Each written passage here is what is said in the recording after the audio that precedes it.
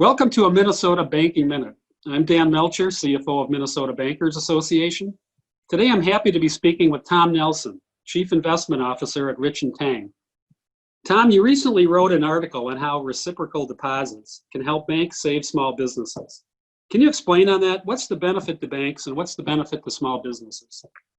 Well, really, the biggest benefit to the banks is that this creates a product which allows them to compete with other places that small businesses, municipalities, other types of investors, depositors can place money. It allows them to compete against large banks, money funds with a very highly rated, very high credit product that's fully FDIC insured, but allows the bank to access well beyond $250,000 per individual depositor. So it's a way for banks to get larger deposits.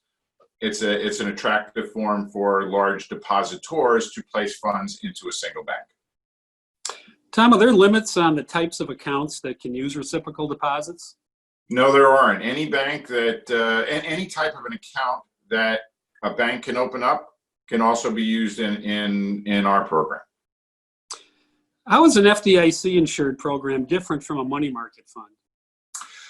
Very simply, the FDIC insurance. So the way the program works is we allocate balances in increments of $250,000 out to as many banks as necessary to make sure that the full deposit is insured at all times, whereas a money market fund is buying market-based securities that may or may not have differing levels of risks, but really in no instances would they be FDIC insured. So that's primarily the difference.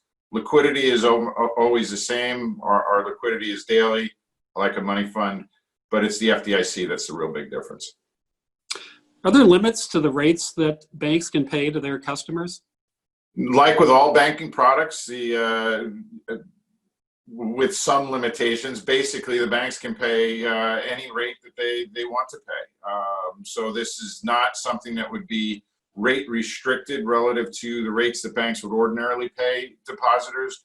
They've got the complete freedom to pay what is appropriate for their market and for their customer types. Are there fees and costs that banks incur to participate in the program? There's a basis point based fee, a volume based fee that comes along with the program. It's very competitive compared to other forms of collateral that banks can use to raise certain types of deposits. But everything is a basis point based fee. There are no sign up fees, no monthly fees, no wire fees, no other fees, just a volume based. If banks sign up and use it a little, they pay a little. They use it a lot, they pay a lot. That type of thing. So do you see a lot of banks using this that, let's say, have large municipal deposits? Yes, municipal deposits are one of the largest end user type, end customer types of funds that come into the program, because in almost all cases, those deposits need to have either FDIC insurance or collateral to be placed at a bank. Is there a limit to how much a bank can put on its books in reciprocal deposits? And are there any difficult accounting issues that a bank might face?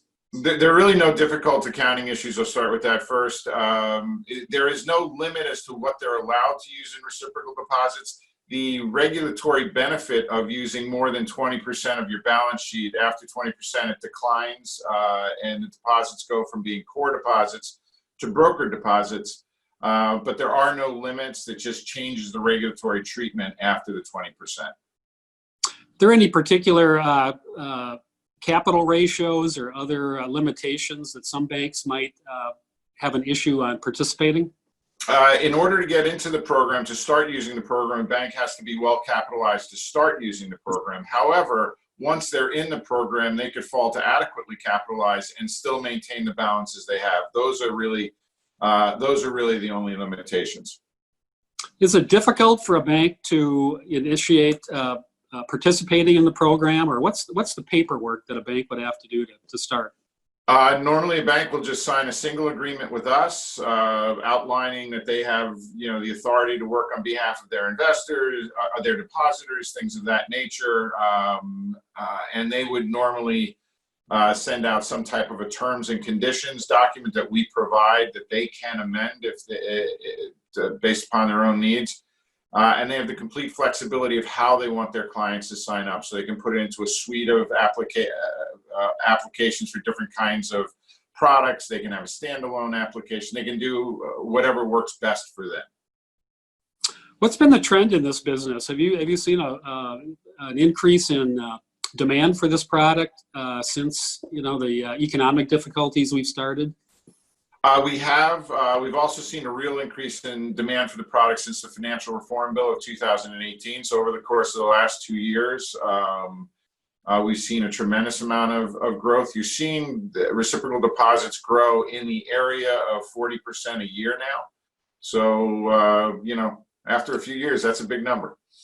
What's kind of the sweet spot for the type of customer you're looking at? Is this primarily a product small banks are using, or how big can a bank be and still participate? It runs the gamut from $100 million banks all the way up to the biggest banks in the country. There is no sweet spot. It works for everybody. Really, it's a competitive advantage for smaller banks to deal with bigger banks. Now, that could be smaller banks, as in $500 million banks dealing with $5 billion banks. It would be $5 billion banks dealing with $20 billion banks, so forth and so on. It's a competitive landscape product. Can a bank decide what reciprocal deposits, or what partner banks they want to work with on their reciprocal deposits, or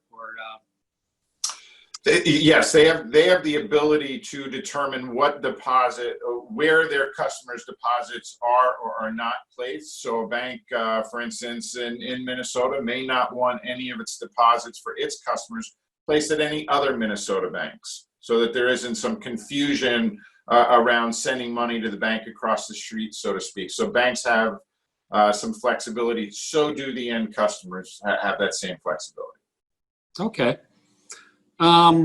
What else do you have to say, Tom? Well, I think the biggest thing for banks to really think about when using reciprocal deposits is it's a great balance sheet enhancer, in that a lot of banks now, currently, specifically in the municipal area, have to use collateral or letter of credits with the home loan to collateralize those municipal deposits. In doing so, they're using precious collateral that isn't available when they really might need it. We don't know when that really might need it time is, but when they need it, they might have already used the collateral to get these deposits in, and then can't use the collateral to raise money in a pinch, so to speak.